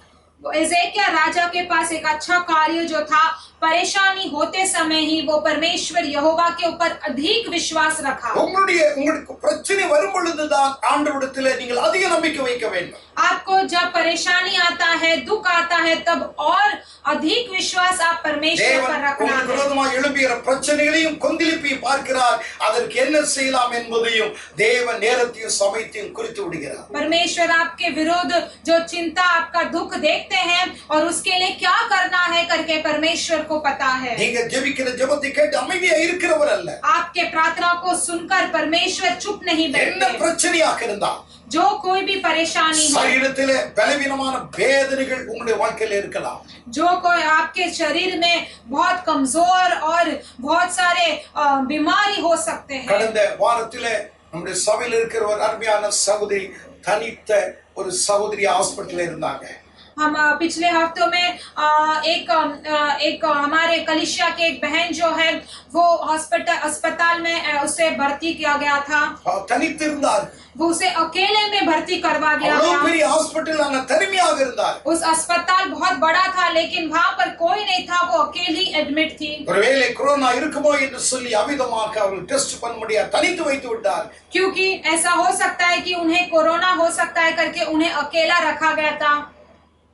அதிகாலை ஒரு 5 மணி இருக்கும், எனக்கு போன் வந்தது. सुबह 5 बजे होगा और बड़ी भोर के समय पर मुझे फोन आया था। போன் செய்து கொண்டே இருக்கும் பொழுது ஓய்ந்து அழுது விட்டார். फोन करते ही समय वो बहुत जोर से रोने लगी। அவருடைய நிலைமை, அவருடைய சூழ்நிலைமை எல்லாவற்றையும் அவிதமாக நான் அறிந்தேன். எனக்கு மனம் உடைஞ்சிருச்சு, நானும் அழுக ஆரம்பித்தேன். मैं उसकी परिस्थिति, उसके दुख और चिंता जो है, उसके परेशानी मुझे भी वो लगा, महसूस मैंने भी किया और मैं भी रो पड़ा। பெரிய ஹாஸ்பிட்டல், தனித்து இருக்கிறார். इतना बड़ा अस्पताल है लेकिन उसे अकेला रखा गया கொரோனா है। இருக்குமோ என்று சொல்லி அவிதமாய் டெஸ்ட் செய்து ரிப்போர்ட் அடுத்த நாள் வர வேண்டும்.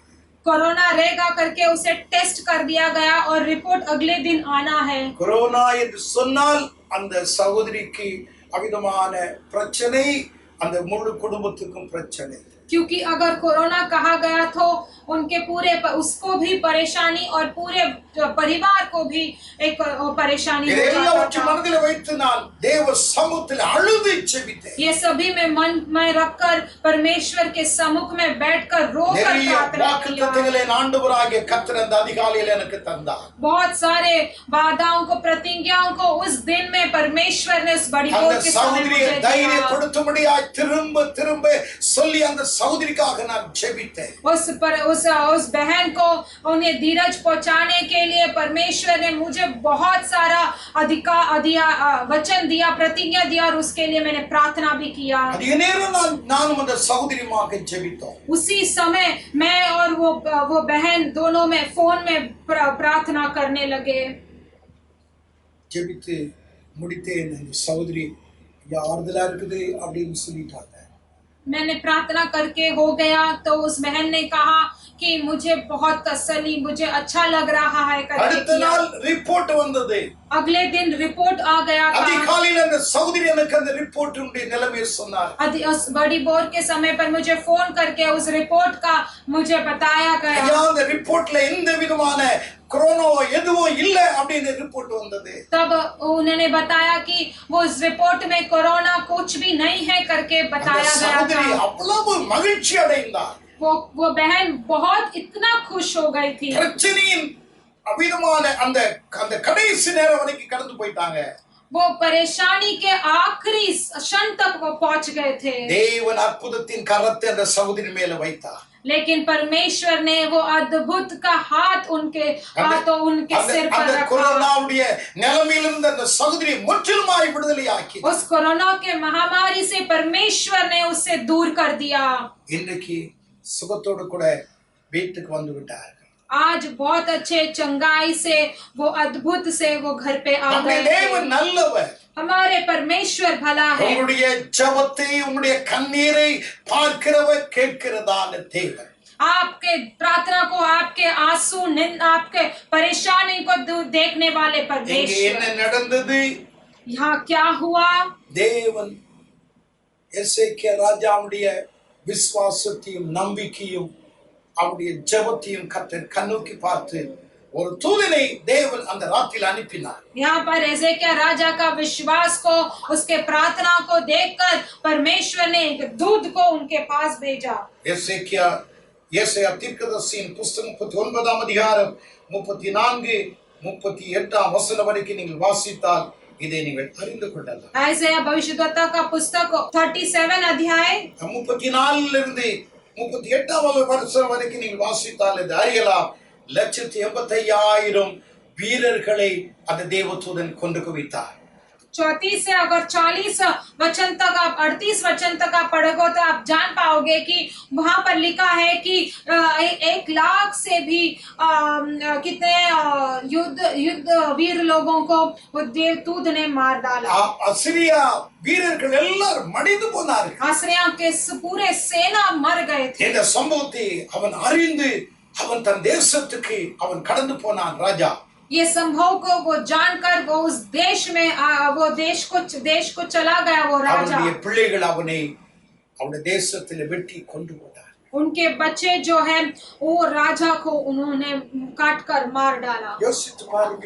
सोच के देखिए, பிசாசு நினைக்கலாம் ஜெயித்து விடுவேன் என்று. शैतान सोच सकता है कि हम जीत जाएंगे, ஆனால் நம்முடைய தேவனாகிய கர்த்தர் கொந்தளிப்பை அமர்த்துகிறது.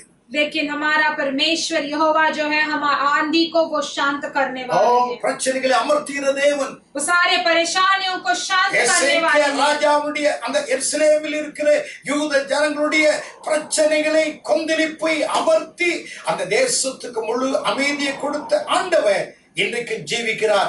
இன்றைக்கு உங்களுக்கு அற்புதங்களை செய்ய அவர் காத்திருக்கிறார். एजेकिया राजा और उन लोगों के परेशानी को वो युद्ध में जीत लाने वाले परमेश्वर जो है आज आपके जीवन में भी वो जीत लाने वाले और सफलता लाने वाले हैं। சோர்ந்து போய் இருக்கீங்களா? கவலையோடு கூட இருக்கீங்களா? மனம் தளர்ச்சி அடைந்து இருக்கிறீங்களா? பயப்படாதீங்க. क्या आप निराश में हो, चिंतित हो, दुख हो, पर आपके मन में बहुत बोझ भरा है? आप चिंता न हो, கர்த்தரை பற்றிக் கொள்ளுங்கள். परमेश्वर को पकड़ लीजिए। தேவனை முழுமையாய் விசுவாசி. परमेश्वर को पूरी तरह से உங்களுடைய கவலைகளை அவர் विश्वास மேல் कीजिए। வைத்து விடுங்கள்.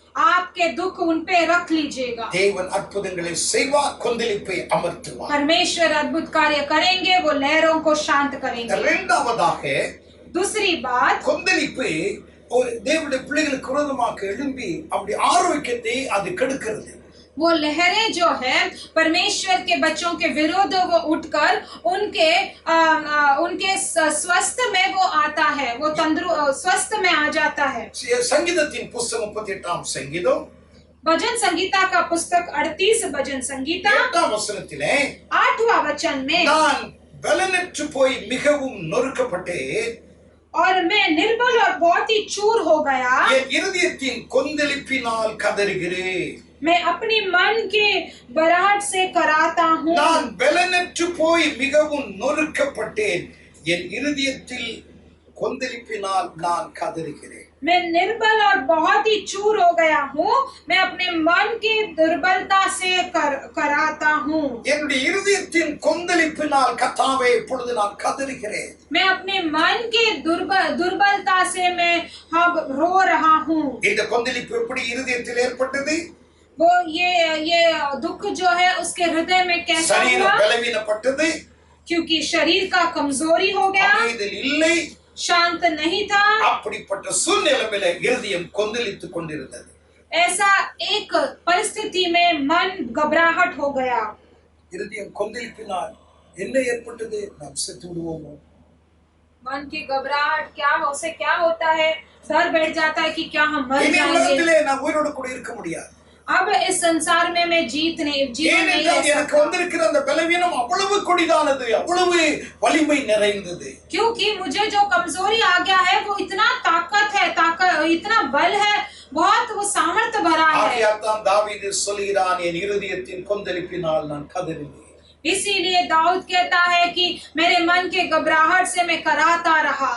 ஸ்தோத்திரம். அந்த இருதயத்தின் கொந்தளிப்பு எப்படிப்பட்ட நிலைமைக்குள்ளாய் இருந்தது? 38ஆம் அதிகாரம் 7ஆம் வசனத்திலே என் குடல்கள் எரிபந்தமாய் எரிகிறது. और 38:7 में हम पढ़ते हैं कि मेरी कमर में जलन हो गए। என் மாம்சத்தில் ஆரோக்கியம் இல்லை. मेरे शरीर में आरोग्यता नहीं था। யோசித்து பாருங்கள். सोचकर देखिए। குடல்கள் எரிபந்தமாய் எரிகிறது என்றால் அல்சரை விட மிக கொடூரமான குடல் வியாதி அவனுக்குள்ளா ஏற்பட்டிருக்க வேண்டும். और मेरे पेट के अंदर वो जलन जो है उसको इसका मतलब उसे अल्सर का वो बड़ा वो बीमारी आ गया होगा। ஆகையால் என் மாம்சத்திலே என் சரீரத்திலே ஆரோக்கியம் இல்லை. इसलिए उसके शरीर में कोई आरोग्यता नहीं था। சங்கீதக்காரனாகிய தாவீது தன்னுடைய சரீர ஆரோக்கியம் அவிதமாய் ஸ்தோத்திரம் சமுத்திரத்தின் கொந்தளிப்பை போல இருப்பதை இங்கே நினைவுபடுத்துகிறார். इसलिए भजन संगीता में दाऊद जो है वो अपने स्वास्थ्य को इस लहरों को, इस आंधी को से जुड़ा देते हैं। 38ஆம் அதிகாரம் 4-5 வசனத்திலே 38:4-5 में हम पढ़ते என் हैं, அக்கிரமங்கள் என் மதியடி இவைகளினால் என் சரீரம் பாதிக்கப்பட்டது. और वो कहते हैं कि इतने सारे अक्रमों से, इतने सारे मूर्खता के कारण और उनका शरीर जो है बहुत घाव हो गया था। 38ஆம் அதிகாரம் 17ஆம் வசனத்திலே वो 38:17 में हम पढ़ते हैं, என் துக்கங்கள் எப்பொழுதும் எனக்கு முன்பாய் இருக்கிறது. मेरे दुख अब मेरे सामने आ गए हैं। யோசித்து பாருங்கள். सोचकर देखिए। குடல்கள் எரிபந்தமாய் எரிகிறது. और उनके शरीर के अंदर जो है वो जलन हो रहा है, பலவீனப்பட்டு போனேன், कमजोर हो गया था। என்னுடைய மாம்சத்திலே சரீரத்தில் ஆரோக்கியம் இல்லை. मेरे शरीर में आरोग्यता नहीं அதை है। நிமித்தமாய் துக்கம் எப்பொழுது எனக்கு முன்பாய் நின்று பார்த்து கொண்டே இருக்கிறது. इसके वजह से दुख मुझे हमेशा मेरे सामने खड़े होकर देख रहा है। இதைத்தான் 38ஆம் அதிகாரத்திலே அவன் 8ஆம் வசனத்திலே சொன்னான், என் இருதயம் கொந்தளித்துக் கொண்டிருக்கிறது. वही 38:8 में कहता है कि मेरा हृदय जो है वो बहुत घबरा रहा है। தன்னுடைய பாவம், தன்னுடைய அக்கிரமம், தன்னுடைய மதிகேடான தவறான காரியங்களை ஆண்டவருடைய சமூகத்திலே வைத்து கண்ணீர் வடித்து அவன் அழுது ஆண்டவரை நோக்கி அவன் ஜெபிக்கிறான். वो अपने पापों को, अपने सारे दुखों को, अपने सारी गलतियों को वो परमेश्वर के सम्मुख में रख के वो रोकर परमेश्वर से प्रार्थना करता है। எனக்கு ஆரோக்கியம் இல்லை. परमेश्वर इसी के वजह से मुझे आरोग्यता नहीं है। பாவத்தை மன்னியுங்க, என் அக்கிரமத்தை மன்னியுங்க, என்னுடைய குறைகளை மன்னியுங்க என்று சொல்லி ஆண்டவரிடத்திலே தன் பாவத்தை அவன் அறிக்கையிட்டான். मेरे पापों को माफ कीजिए, मेरे गलतियों को क्षमा कीजिए, मेरे सारे कमियों को दूर कीजिए करके वो परमेश्वर से प्रार्थना करता है। சரீரத்திலே பலவீனமாய் இருக்கிறதா? உங்களுடைய குறைகளை ஆவியானவர் அவிதமாய் உணர்த்துகிறாரா? அதை நீங்கள் ஒத்துக்கொண்டு ஆண்டவருடைய சமூகத்திலே கண்ணீரோடு மனபாரத்தோடு கூட நீங்க ஜெபிக்கும் போது அடுத்த நிமிஷமே உங்க சரீர பலவீனங்களை கர்த்தர் முற்றிலுமாய் மாற்றி போடுகிறார். क्या आपके शरीर में कमजोरी है? क्या आपके पापों के बारे में आप परमेश्वर से कहते हैं? अगर आप रोकर प्रार्थना करते हैं तो परमेश्वर उसी क्षण सारे कमजोरियों को, बीमारियों को आपके हृदय के शरीर से निकाल देंगे। கொந்தளிப்பை அமர்த்தின ஆண்டவராகிய கர்த்தர், समुद्र के लहरों को शांत करने वाले परमेश्वर, தாவீதுடைய இருதயத்தின் கொந்தளிப்பினால் அவன் துக்கப்பட்டு அவன் கண்ணீர் வடித்து பலவீனப்பட்டு ஆரோக்கியம் இல்லாமல் கதறும் பொழுது ஆண்டவராகிய கர்த்தர் அவன் மேல் அவனிடத்தில் இறங்கி வந்தார். वो दाऊद के जो मन के दुख के लहरों को वो देखते हुए, उनके शरीर के बहुत सारे बीमारियों को, तकलीफ को देखते हुए परमेश्वर தேவன் அவனுக்கு நல்ல சுகத்தை கொடுத்தார். परमेश्वर उसी समय उसे अच्छा चंगाई देते हैं। பைபிள் சொல்லுகிறது, शास्त्र कहता है, அவன் அவிதமாய் 1 நாளாகமம் 29ஆம் அதிகாரத்திலே கடைசி அதிகாரத்தில் அவன் சொல்லுகிறார், அவன் இருக்கிற வரைக்கும் அவனுடைய சரீரம் பலவீனப்பட்டு போகவில்லை, அவனுடைய கண் மங்கவில்லை, அவன் ஆரோக்கியம் உள்ளவனாய் நீண்ட ஆயுளோடு கூட இருந்து ஆண்டவருடைய ராஜ்யத்துக்கு கடந்து போனான். और पहला इतिहास 29 में हम 29 के आखिरी वचन में हम देखते हैं कि लिखा गया है दाऊद के बारे में कि उसके शरीर में कोई कमजोरी नहीं थी जब तक वो जिंदा था। उसके आंखें की दृष्टि कम नहीं हुई, वो बहुत अच्छे आयु के साथ ही उसका जिंदगी गुजारा था।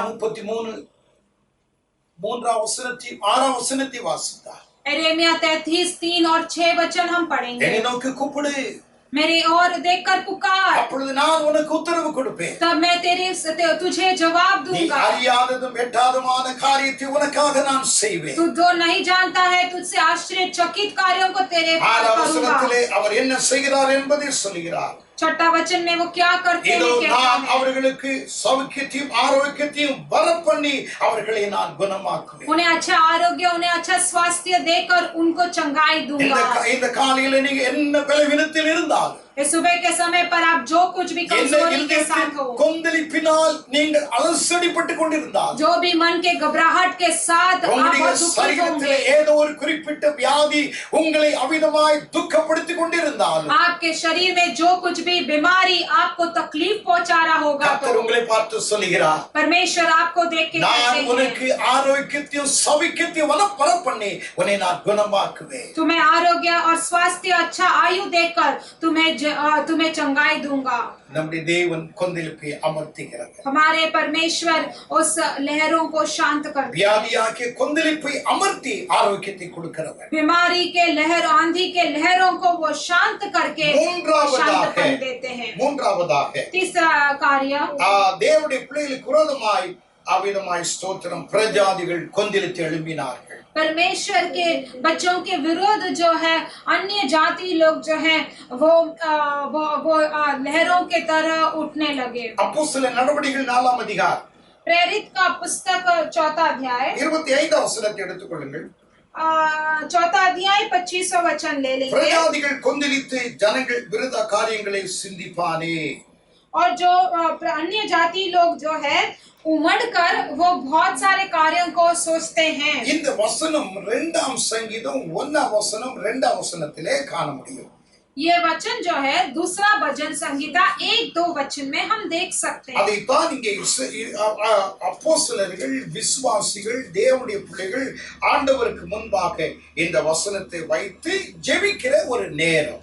यही यहाँ पर प्रेरित लोग, विश्वासी लोग और बहुत सारे लोग जो है परमेश्वर के सामने रखे ये प्रार्थना करने वाला ये समय था। ஏன் இந்த வசனத்தை வைத்து ஆண்டவரிடத்தில் அவர்கள் ஜெபித்தார்கள்? क्यों ये वचन रखकर वो परमेश्वर के सामने प्रार्थना कर रहे थे? அப்போஸ்தலர் 3ஆம் அதிகாரத்திலே பேதுருவும் யோவானும் 9வது மணி நேரத்திலே ஜெபாலயத்துக்கு போனார்கள். और प्रेरित 3रा अध्याय में पतरस और योना जो है वो 9वां घंटे में वो भवन में गए थे। அப்பொழுது வழியிலே ஒரு பிச்சைக்காரன் சொப்பானி அவிதமாய் பிச்சை கேட்டுக் கொண்டிருந்தான். और तभी उस समय पर एक लंगड़ा जो है भीख मांग रहा था। அப்பொழுது பேதுரு சொன்னான், வெள்ளியும் பொண்ணு என்னிடத்தில் இல்லை, என்னிடத்தில் இருக்கிறதை கொடுக்கிறேன், இயேசுவின் நாமத்தில் எழுந்து நட என்று அவனை பிடித்து அவன் தூக்கி விட்டான். அவன் கைகள், அவன் கால்கள் பலனடைந்தது, அவனுடைய கை கால்கள் அமிதமாக ஸ்தோத்திரம் வளர்ந்தது. அவன் ஆரோக்கியப்பட்டு குதித்து அவன் தேவனை துதித்தான். तब प्रेरित पतरस ने कहा कि मेरे पास कोई सोना चांदी नहीं है करके, उसके उसके हाथ पकड़कर उसे खींचा, तब वो लंगड़े का हाथ सीधा हो गया और उसका पैर ठीक हो गया। तभी वो उठ गया और आरोग्य होकर वो परमेश्वर का स्तुति ஒரு करने பெரிய लगा। அற்புதம் அந்த அந்த வாசல்ல நடந்தது. एक बड़ा अद्भुत कार्य उस द्वार में हो गया, அந்த भवन का द्वार சப்பானி में। நடக்க முடியாதவன் 40 வயது உள்ளவன் அவர்களோடு கூட அவன் ஆரோக்கியப்பட்டபடினால் அவர்களோடு கூட தேவாலயத்துக்கு ஜெபாலயத்துக்கு உள்ள போயிட்டான். वो लंगड़ा जो है अब वो आरोग्य होकर वो चंगाई पा गया, इसीलिए अब वो उनके साथ प्रार्थना स्थल में चला गया। இதுதான் இந்த இந்த கொந்தளிப்புக்கு ஒரு இந்த அற்புதம் தான் அந்த கொந்தளிப்புக்கு ஏற்பட்ட ஒரு பிரச்சனை. अभी ये अद्भुत कार्य जो हुआ वही इस बढ़ने वाला लहरों का परेशानी था। அங்கே அதை கண்டதான மத தலைவர்கள், ஆசாரியர்கள், அன்னா, காய்பா, அங்கே இருக்கிற அலெக்சாந்தர், அதிகாரிகள், மூப்பர்கள், வேத பாரகர்கள், பரிசேயர்கள் எல்லாரும் இந்த பேதுருவுக்கும் யோவானுக்கும் விரோதமாய் கூட்டம் கூடினார்கள். वहाँ के सारे प्रधान लोग जो थे, अन्ना, कायबा और बहुत सारे याजक जो थे वहाँ पर उनके विरुद्ध उठ गए थे, फिर पतरस के विरुद्ध। அப்போஸ்தலர் 4:16 வசனத்திலே प्रेरित पुस्तक 4:14 में हम पढ़ते हैं, இந்த மனுஷனை நாம் என்ன செய்யலாம்? तभी वो कहते हैं कि इस मनुष्य को क्या कर सकते हैं। எல்லாரும் தெரிந்திருக்கிறபடி இவ்விதமான ஒரு அற்புதங்களை அவன் செய்தானே. ये तो सभी जो जान पाए वैसा एक अद्भुत कार्य कर दिया நாம் है। இல்லை என்று நாம் சொல்லிவிட முடியாது इसने नहीं किया हम नहीं कह सकते हैं என்று நினைத்து இப்போ ஒரு பெரிய குழப்பம் ஏற்பட்டு என்ன செய்வதென்று அறியாமல் திகைத்துக் கொண்டிருந்தார்கள். ऐसे कहकर वो बहुत उन लोग बहुत चिंतित में थे और इसका क्या करना है करके वो समझ नहीं पा रहे थे। அப்பொழுதுதான் ஒரு பெரிய கொந்தளிப்பு ஏற்பட்டது. तभी एक बड़ा सा एक गुस्सा आ गया था। இவர்களை என்ன செய்யலாம்? தண்டிக்கலாமா? तभी इनको पूछा गया कि इन्हें क्या कर सकते हैं, क्या दंड दे सकते हैं, क्या விட்டு விடலாமா? क्या नहीं तो ऐसे ही छोड़ दें क्या என்று சொல்லி அவர்கள் இருவரையும் அழைத்து அவர்களை முகத்திலே அறைந்து இனி இயேசுவின் நாமத்தை குறித்து எங்கேயும் பேசுவதை நாங்கள் காணக்கூடாது. तब उन दोनों को बुलाया गया, उनके चेहरे पर थप्पड़ मार दिया गया और कहा गया कि अभी यीशु का नाम कहीं भी हमें सुनाई नहीं देना है। 4:18 வசனத்திலே இயேசுவின் நாமத்தை குறித்து பேசவோ போதிக்க கூடாது என்று அவர்களை அடித்து கட்டளையிட்டு அனுப்பினார்கள். तब उन्हें 4:18 में ऐसे देखते हैं कि यीशु के नाम के बारे में कुछ नहीं कहना है करके उन्हें बताकर उन्हें डांट कर भेज दिया गया।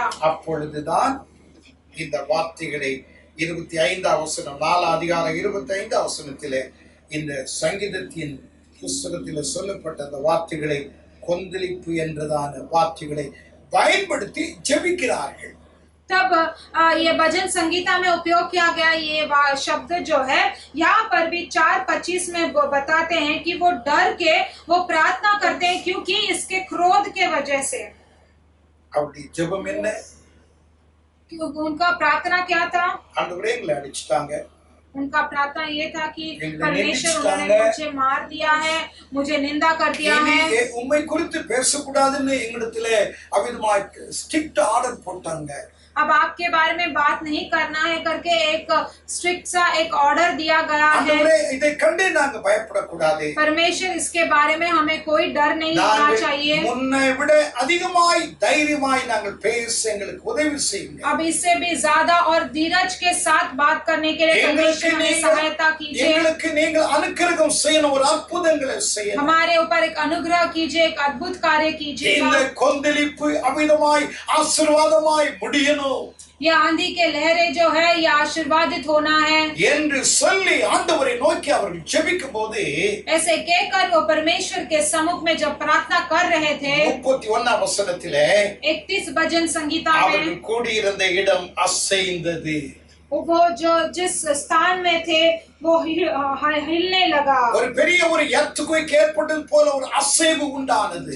वो एक बड़ा सा भूकंप की तरह वो स्थान हिलने लगा। அது எதை காண்பிக்கிறது? நான் உங்களுக்கு அமிதமாய் ஸ்தோத்திரம், உங்களோடு கூட நான் இருக்கிறேன். वो क्या दिखाता है कि मैं तुम्हारे साथ हूँ, நீங்க பயப்பட வேண்டாம் आप डरना नहीं என்று சொல்லி அவர்களை உற்சாகப்படுத்தினார்.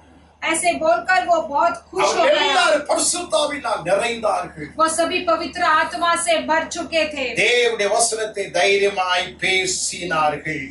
परमेश्वर के वचनों को वो बहुत धीरज से बात करने நம்முடைய लगे। ஆண்டவராகிய கர்த்தர் கொந்தளிப்பை மாற்றுகிறார். हमारे परमेश्वर यहोवा भी हमारे इस लहरों को शांत करते हैं। இந்த காலையில ஆண்டவரை நோக்கி நம்ம ஜெபிக்க போறோம். इस सुबह के समय पर हम परमेश्वर की ओर देखकर प्रार्थना करेंगे। உங்களுடைய கொந்தளிப்பு எப்படிப்பட்டதா இருக்கிறது?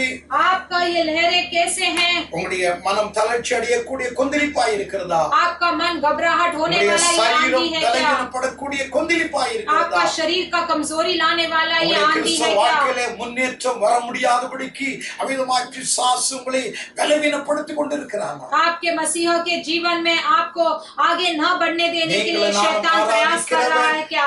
கொந்தளிப்பை அமர்த்துகிறவர் அலைகளை அடக்குகிறவர். आप और मैं आराधना करने वाला परमेश्वर जो है आंधी को और लहरों को डांट कर उसे शांत करते हैं। நாம் ஜெபிப்போம். हम सभी प्रार्थना करेंगे। பரலோகத்தின் நல்ல பிதாவே, உம்முடைய அன்புக்காக ஸ்தோத்திரம். हमारे स्वर्गीय अच्छे पिता, आपके प्रेम के लिए हम இந்த धन्यवाद கேட்ட देते हैं। வார்த்தைகளுக்காக நாங்கள் உம்மை துதிக்கிறோம். सुनने वाले इन वचनों के लिए परमेश्वर हम स्तुति करते உம்முடைய हैं। பிள்ளைகள் ஒவ்வொரு மேல் உம்முடைய கிருபை இறங்கி வரட்டும். आपके हर एक बच्चों पर परमेश्वर का अनुग्रह சமுத்திரம் उतर कर आना கொந்தளிப்பது है। போல ஆண்டவரே, உம்முடைய பிள்ளைகளுடைய இருதயங்கள் கொந்தளித்துக் கொண்டிருக்கலாம். जैसा समुद्र का लहरें बढ़ता है वैसे आपके बच्चों के हृदय में भी ऐसे बढ़ता தளர்ந்து होगा। போய் கொண்டிருக்கலாம். हाँ, उनके मन में बहुत घबराहट होता होगा।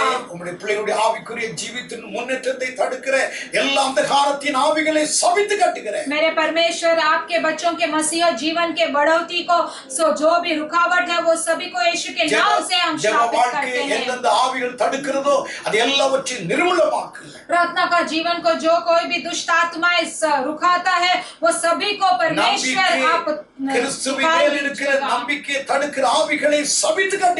परमेश्वर के ऊपर जो विश्वास वो कम करने वाले जो है सारे दुष्ट आत्मा को यीशु के नाम से हम शाप करते हैं। கர்த்தாவே அமைதிப்படுத்துங்க. परमेश्वर, आपके बच्चों को இந்த आप शांत நாட்களிலே कीजिएगा। ஆண்டவரே, ஒரு பெரிய அமைதி குடும்பங்களில் உருவாகட்டும். इन दिनों में परमेश्वर आपके बच्चों के जीवन में நல்ல बड़ा ஆரோக்கியம், शांत और நல்ல समाधान சுகம், दीजिएगा। நல்ல பலன், நீண்ட ஆயுளை தாங்க. आपके बच्चों को अच्छा तंदुरुस्त, अच्छा स्वास्थ्य, கவலை, अच्छा आरोग्य और துக்கங்கள் आयु दीजिएगा। எல்லாவற்றையும் மாற்றி போடுங்க. सारे कमजोरी, दुख सब कुछ दूर कर எல்லா दीजिएगा। மகிமையும் உமக்கே நாங்கள் செலுத்துகிறோம். सारी महिमा का परमेश्वर केवल आप ही को இயேசு देते हैं। கிறிஸ்துவின் நாமத்தில் பிதாவே. यीशु मसीह के नाम से मांगते हैं परमेश्वर पिता। आमेन। आमेन। என் ஆத்துமாவே கர்த்தரை கர்த்தரை ஸ்தோத்திரி, ஸ்தோத்திரி, என் என் முழுவதுமே உள்ளமே அவர் பரிசுத்த நாமத்தை ஸ்தோத்திரி, என் என் ஆத்துமாவே ஆத்துமாவே கர்த்தரை கர்த்தரை ஸ்தோத்திரி, ஸ்தோத்திரி, அவர் கர்த்தர் செய்த செய்த சகல உபகாரங்களையும் மறவாதே. ஆமென். ஆமென். நம்முடைய கர்த்தராய் இருக்கிற இயேசு கிறிஸ்துவின் கிருபை, பிதாவாகிய தேவனுடைய அன்பு, பரிசுத்த ஆவியானவருடைய ஐக்கியம், சமாதானம் அந்த வார்த்தையில் கேட்ட ஒவ்வொரு கர்த்தருடைய பிள்ளைகளோடு கூட கர்த்தர் வருகிற வரைக்கும் இருப்பதாக. ஆமென், ஆமென். ஆமென், ஆமென். ஆமென்। உங்கள் எல்லாருக்கும் இயேசு நாமத்தில் வாழ்த்துக்கள். आप सभी को यीशु मसीह के नाम से बधाई देते हैं। ஞாயிற்றுக்கிழமை காலையிலும் 8 மணிக்கு ஆராதனையிலே உங்களை நாம் சந்திப்போம். और रविवार, इस हफ्ते रविवार 8 बजे को सुबह मैं आपसे मिलूंगा। இன்னும் சப்ஸ்கிரைப் பண்ணாதவர்கள் தயவு செய்து பண்ணுங்க.